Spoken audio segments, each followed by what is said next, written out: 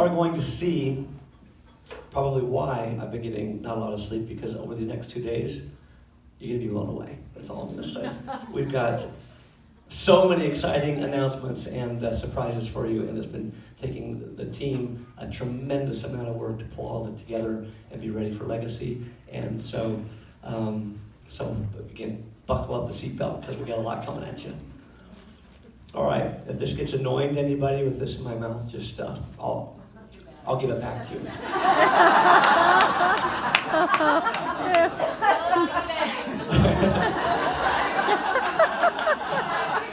That's funny.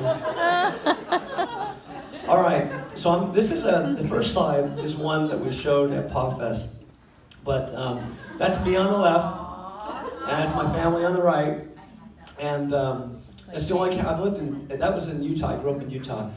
I've lived in Texas 17 years. That's the only cowboy hat I've ever owned, but I wore it with pride, as you can tell. So I grew up in a family of 8 kids. I was second oldest. I'm the one in the purple shirt on the left by the cactus, and you might recognize somebody else on the front row left. That's Trisha. Trisha's my sister, for those who don't know. And so that's a little family photo. We grew up very much a middle-class family. Had a wonderful upbringing. We didn't have a lot of financial means, and so from a very young age, if there's something that any of us wanted, we had to go work for it. That was just the way it was. It wasn't a punishment, it was just the way it was. So there were some things that were important to me that I wanted as a kid, so I went out and started working. And I started working long before I was 16, and of course, nobody's going to give you a real job until you're 16, because legally they couldn't. So I was just a side hustle kind of guy. Like when I was little, I was selling all kinds of stuff to neighbors and selling my services. I'd go, the thing I spent a lot of time with was mowing lawns. That's actually not a picture of me. We didn't really take pictures back then very much. But that's probably what I would have looked like about that age. So I calculated once over, so I started mowing lawns when I was 12 to make some side income. And then I found that, another neighbor asked me, and then another neighbor asked me, and then when I turned 16, my dad had a pickup truck, so I pushed the lawnmower into the truck, drove up to the rich kids' neighborhood, and knocked on doors and asked if I could mow their lawns, not to the kids, but to the parents, and ended up building a lawn mowing business that we had 50 lawns every week that me and my brother, and sometimes we'd get friends, to mow lawns. So I figured once over my lifetime, I've mowed over 10,000 lawns. That's true. I've actually done the math. So it's a lot of lawns. But that's pretty much what put me through high school, paid for college. That's the money I used to buy my wife her wedding ring. And so that's really pretty much how I got through college.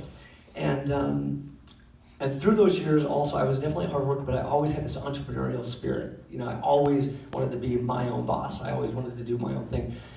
I remember when I was 16, and I'd been doing these lawns and stuff for years, and my mom, I think she was probably comparing notes with other moms. I think this is probably how this happened. And my mom one day pulls me aside and says, "Roger, I think it's time for you to get a real job, like all the other, and get experience and go, work." And I said, "Well, I have a job. I gotta, do this. I'll make a lot of money." She's like, "But, like a job at the grocery store, like your friend, like, bagging groceries or something." And I was like, I have no interest in doing that. I'm doing this. But like a good son, after multiple proddings, I finally acquiesced. I said, "Fine, Mom," because she's like, "I've talked to the manager. I've already arranged, So I go down, apply for the job, get the job. I worked for, I think, the first 2 weeks, got my first paycheck. I took it to my mom. It was probably, if I think about it, because I made $2.85 an hour.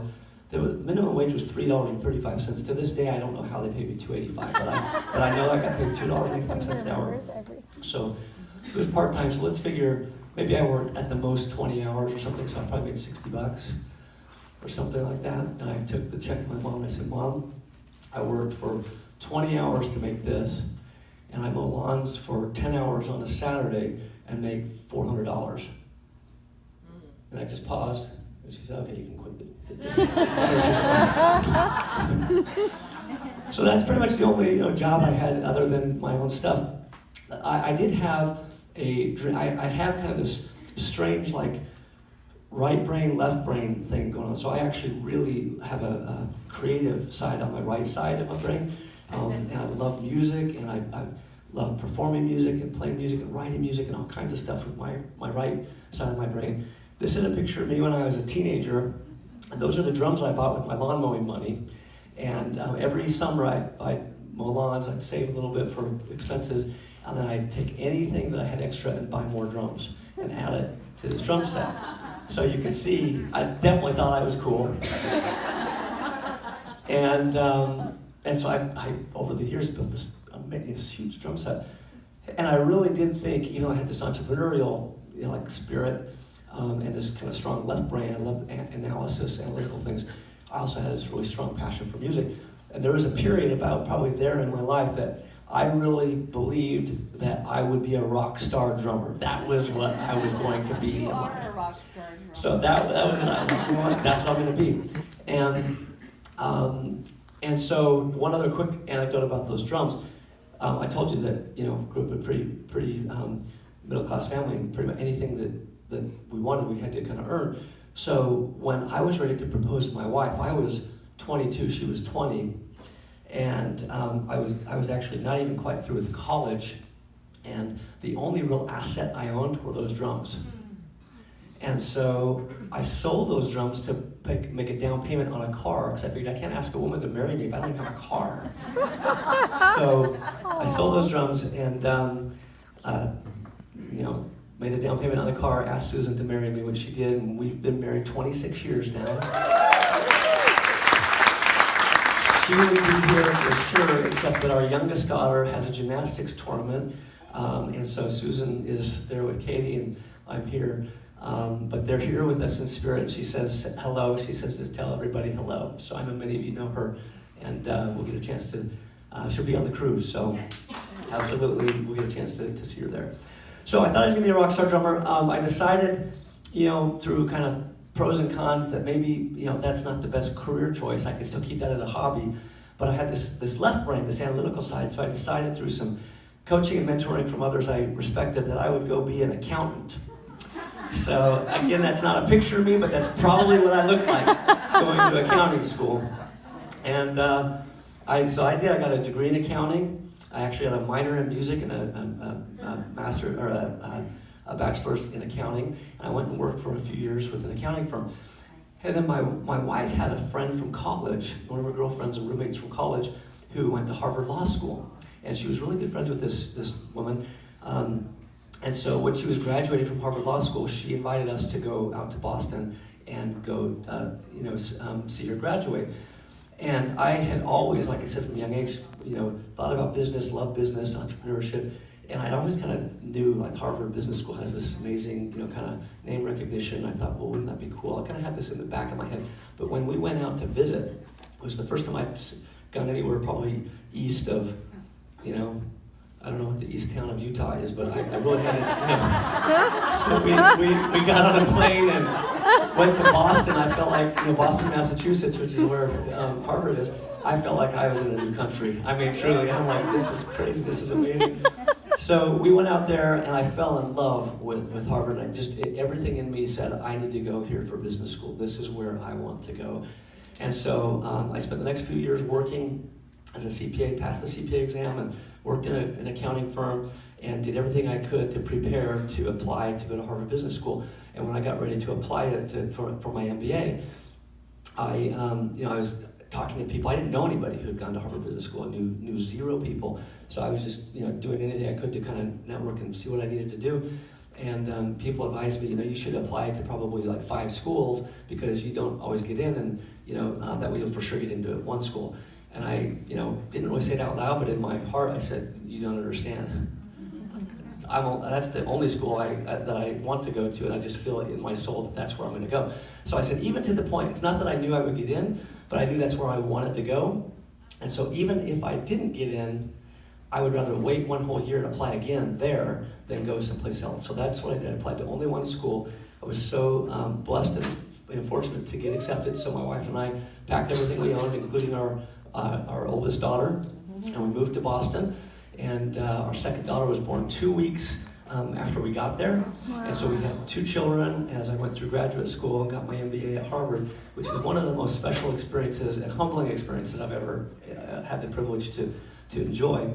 And so after that, it was kind of the world was open to me in terms of business and opportunities, and I just was like so excited to just think of the possibilities. And so I was like a kid in the candy shop, truly, and I do love candy, you guys know, so like a kid in the candy shop really resonates with me. I'm like, oh, I'll take some of that, some of that, some of that.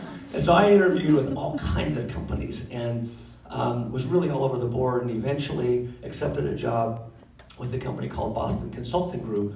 And we stayed in Boston for a few years. That's a picture of Boston on the left. And then we had an opportunity. They have something called the Ambassador Program. They choose a consultant from each office every year, and they put you in a melting pot and send you to all different countries. So, for example, we moved from Boston to Paris. We lived in Paris for 2 years, and somebody from the Paris office moved to, Mumbai, and somebody from Mumbai moved to London. And so this kind of this melting pot to just encourage, cultural diversity and experience in that consulting firm.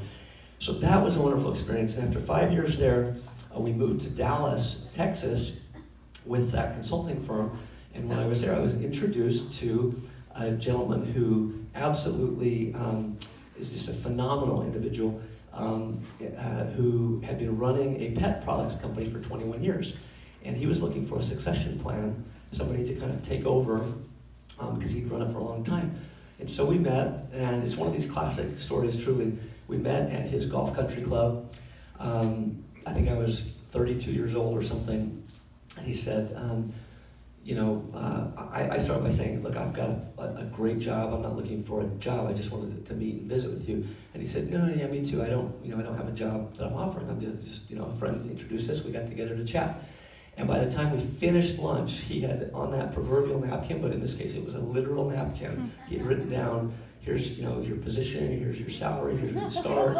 And we basically had a handshake at the end of lunch, so I was going to leave my consulting career and go be his succession plan. So I did that, and 3 months after I joined, he had started the kind of grooming process. 3 months after I joined, he was diagnosed with cancer. And it accelerated a transition path because he was very sick. He was in the hospital for a lot of the next year, and he eventually passed away. And so at the age of 34, I became the CEO of this pet products company and had a wonderful 1.5-year friendship with this man, Bart. But joined the pet industry for the first time. I'd always had pets. I'd always loved pets. In fact, I had so many pets as a kid. I'd go out and catch lizards, and we one time trapped skunks and brought them home. And like, would you become a pet, Mom? And they're like, no. We had an owl once hit into our window in the middle of the night and fall kind of, a little dismayed. And I'm like, an owl pet? We can keep an owl pet. And my parents were like, no, we need to call the proper, But so we had all kinds of pets, 2 dogs, never cats, but a lot of pets. So was just thrilled to be part of the pet industry. During that, the 1.5 years that I knew Bart, and as he kind of helped transition the business to me and taught me a lot, I actually wrote a leadership book from the principles I learned about Bart. It's called One Man's Influence. And I think we've got a couple of those we're going to give away today as part of your seed drawings, so get here tomorrow. So all of this, it's really interesting. The reason I tell you all this is because all of this was preparing me for this. And that's why when I look back in my career, I realized how all of these stepping stones were preparing me for this exact moment. And when I joined the pet industry, just going back to this for a second, and the reason I tell you all that background is because it was a little unique. In the pet industry, there's a lot of small mom and pops, people who, kind of have this amazing shampoo that they made in their garage and works on their pet. And so they, their friends encourage them to go sell it to pet stores, and so they go do it. And they don't really have business experience, and they don't really have product experience, and they don't really have relationships with vendors and so forth. And that's fine, they do the best they can, but there's a lot of that going on in the pet industry.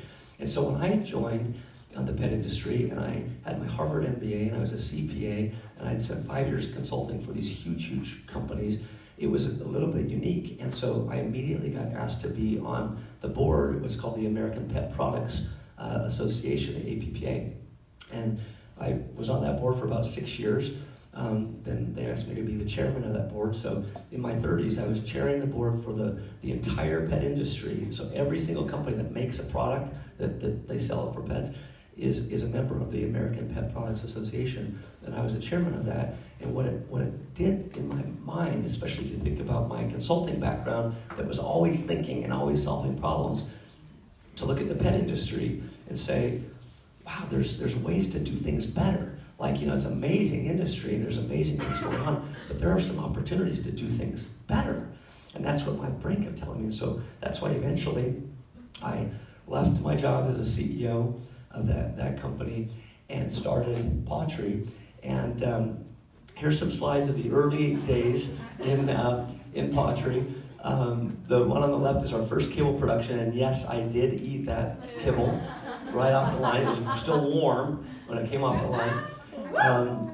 The one on the right is, we actually, before we had an office, we had the West Wing and the East Wing conference room. The West Wing was at Brooke Sloat's house in her dining room, and the East Wing was at my house in my dining room. And so we had two offices that we would, we had about, anywhere between 3 and 5 of us at any time sitting around the dining room tables. The one on the bottom left is when we were building our office. I think that was, Melissa, what was the date there? November 1st, which is a special day for Melissa. And so we met at our office, and I think we took a picture of Melissa. I think Melissa was not in the office, but we took a picture. And anyway, and then the bottom is, we were just kind of barely, we were so proud we had some desks to sit at. So those were that was kind of the evolution. And so people ask me, there are 2 questions, and I'll wrap this part up. There are 2 questions I get asked all the time. Why did you start this company as a direct selling company? Because in my past career, in my past, when I was CEO of this other company, we had all the relationships with PetSmart, with Walmart, with Petco, with, I was on the advisory board for PetSmart Charities, Walmart. We were the Walmart Vendor of the Year twice. Like I all those relationships, we could have easily taken pawTree and just said, let's go sell it retail. But there's 2 reasons why I did not. One is because in pawTree, I control the quality.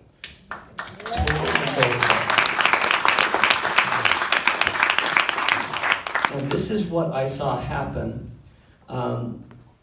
over the years when I was selling products to big retailers. And I'm not going to name any one of them, and I'm not out to get any of them. But this is what happens in that space, is over time, those big companies are looking for ways to get more and more profits. That's just normal. I'm not blaming them. That's what they should do. But what they do in the process of that is they squeeze their vendors or manufacturers to the point that there's nothing left to squeeze. So I went through this year after year with these negotiations with these big retailers, and at the first, maybe you get creative internally and you cut some costs out and you do some things to make your business more efficient. So it's good that you're getting that pressure. And then maybe you start to cut your profit margins a little bit because you're like, well, we don't want to give up this amazing golden egg that's laying all the golden goose laying all these eggs. So you maybe cut your margins. Eventually, at some point, after so many years, what do you have to cut? Quality. You have to. Right? Now, we didn't make pet food or nutrition in my last company, but what I know pet food companies do, and what has happened over the decades, it's not any one year that this happens, it's over decades, but what happened, I'm sure I could just imagine being in those boardrooms of pet food companies, is they come back and, this big retailer needs X% lower cost, and we've squeezed everywhere we can, what can we do next? And some formulator says, protein is really important in our pet food, and in fact, that's something we have to guarantee as part of our guaranteed analysis. That's something consumers look at; they know to look at it. And protein's expensive, but there's protein in corn, so we could actually substitute a little bit of our chicken with a little bit of corn, and we can make the same guaranteed analysis and have a product that's cheaper. And that formulator probably got a raise that year, and that company kept the business that year, and it probably didn't affect any pets that year.